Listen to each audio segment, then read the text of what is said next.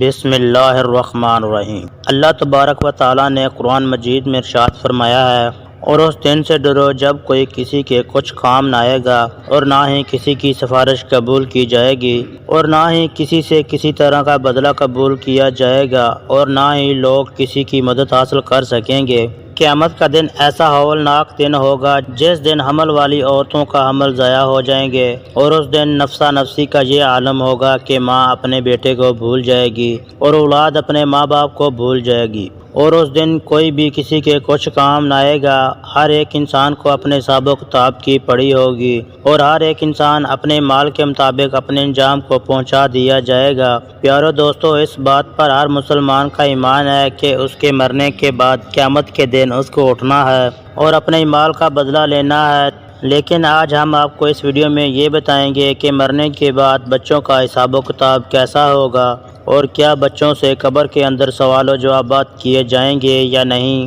اور مرنے کے بعد بچوں کو بھی ان کی قبروں میں حساب و کتاب دینا ہوگا یا نہیں۔ اس کے ساتھ ساتھ آپ کو یہ بھی بتائیں کہ مرنے کے بعد کافروں اور مشرکوں کے بچوں کے ساتھ کیا سلوک کیا جائے گا، اور کیا کافروں اور مشرکوں کے بچے بھی مرنے کے بعد جنت میں داخل ہوں گے یا نہیں، اور اگر کوئی معصوم بچہ کفر کر دے تو کیا کس عمر میں اس کے کفر کا اعتبار کیا جائے گا۔ اور پیارے دوستو، ان تمام تر سوالوں کے جوابات قرآن و حدیث کی روشنی میں ہم آپ کو دیں گے۔ اس دنیا کو چھوڑنے کے بعد انسان کو سب سے پہلے جس میں داخل کیا جائے گا وہ قبر ہے۔ قبر آخرت کی منزلوں میں سے سب سے پہلی منزل ہے، اور قبر سے ہی ہر انسان کا حساب و کتاب شروع ہو جاتا ہے۔ جو قبر کے امتحان میں پاس ہو جاتا ہے، اس کے آگے آنے والے امتحانات اس کے لیے آسان ہوتے ہیں، اور جو قبر کا امتحان پاس کرنے میں ناکام رہتا ہے، اس کے آگے آنے والے امتحان بہت زیادہ سخت ہوتے ہیں۔ جب بھی کوئی انسان مرتا ہے تو اس کو قبر کے اندر دفنا دیا جاتا ہے، پھر چاہے وہ بچہ ہو، بوڑھا ہو یا جوان۔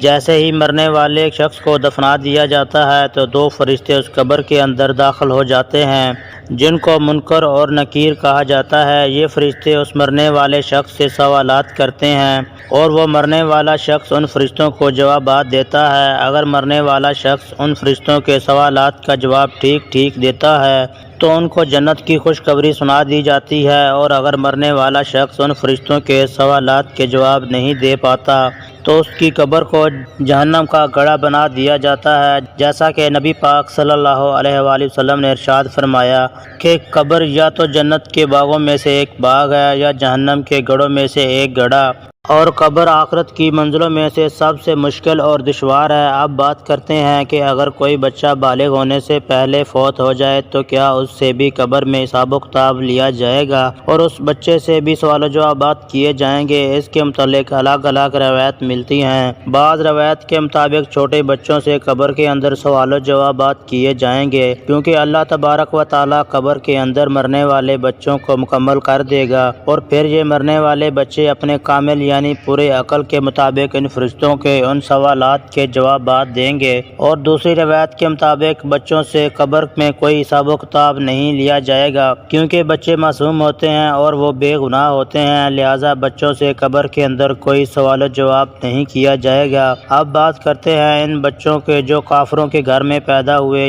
یا مشرکوں کے گھر میں پیدا ہوئے اور بالغ ہونے سے پہلے فوت ہو گئے، تو کیا ایسے بچے مشرک اور کافر کہلائیں گے، اور قبر کے اندر ان کے ساتھ کیا سلوک کیا جائے گا؟ تو اس متعلق حضرت عبداللہ ابن عباس رضی اللہ تعالیٰ عنہ سے روایت ہے کہ جب رسول اللہ صلی اللہ علیہ وآلہ وسلم سے مشرکین اور کافروں کے بچوں کے بارے میں سوال کیا گیا تو حضور پاک صلی اللہ علیہ وآلہ وسلم نے ارشاد فرمایا کہ اللہ تبارک و تعالیٰ نے ان بچوں کو پیدا کیا تو اللہ تبارک و تعالیٰ خوب جانتا تھا ان بچوں نے بڑے ہو کر کیا کرنا ہے۔ اسی طرح ایک حدیث میں آتا ہے کہ آپ صلی اللہ علیہ وآلہ وسلم نے ایک خواب میں دیکھا کہ آپ صلی اللہ علیہ وآلہ وسلم ایک باغ میں ہیں، اور ایک لمبے قد کا آدمی باغ میں چل رہا ہے، اور اس کے آس پاس بہت سارے بچے کھیل رہے ہیں، اور اس آدمی کا قد اتنا لمبا ہے کہ حضور اکرم صلی اللہ علیہ وآلہ وسلم نے اس آدمی کو دیکھنے کے لیے اپنی گردن کو اوپر بلند کرتے ہوئے گویا کہ وہ شخص آسمانوں سے باتیں کر رہا ہو۔ حضور پاک صلی اللہ علیہ وآلہ وسلم نے حضرت جبرائیل علیہ السلام سے اس شخص کے بارے میں پوچھا،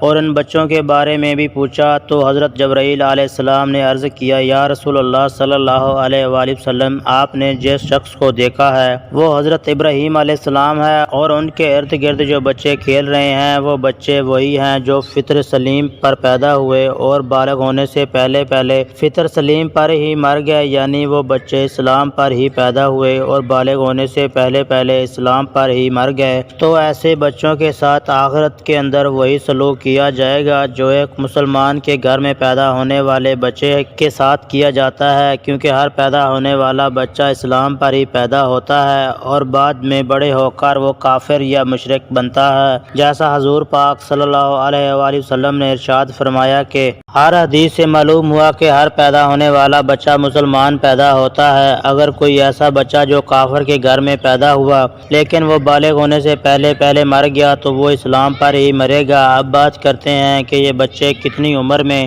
بچے کے گناہ کو مانا جائے گا، تو اس کے متعلق روایت میں آتا ہے کہ بچہ جب عاقل اور بالغ ہو جائے گا اور اچھے اور برے کی پہچان کرنے لگ جائے گا، اس عمر میں اگر کوئی بچہ کفر کرتا ہے تو اس کے کفر پر اعتبار کیا جائے گا، یعنی اس کے کفر کو مانا جائے گا اور وہ بچہ کافر ہوگا۔ علماء کرام بیان فرماتے ہیں کہ اگر کوئی بچہ 7 سال کی عمر میں کفر کرتا ہے تو اس کے کفر کا اعتبار کیا جائے گا اور وہ کافر ہو جائے گا۔ اب بات کرتے ہیں کہ کافروں اور مشرکوں کے بچے جنت میں جائیں گے یا نہیں۔ اگر یہ جنت میں جائیں گے تو جنت میں کون سے مقام میں ان کو رکھا جائے گا، اس کے متعلق الگ الگ روایت ملتی ہیں۔ کچھ روایت کے مطابق جیسے مسلمانوں کے بچے جنت میں جائیں گے اسی طرح وہ بچے بھی جنت میں جائیں گے، اور جو پیدا تو کافر کے گھروں میں ہوئے اور بالغ ہونے سے پہلے پہلے فوت ہو گئے یعنی انتقال کر گئے تو اللہ تبارک و تعالی ان معصوم بچوں کو بھی جنت میں داخل فرمائے گا، کیونکہ اللہ تبارک و تعالی ارشاد فرماتا ہے کہ وہ کسی کو جنت یا جہنم میں داخل نہیں فرمائے گا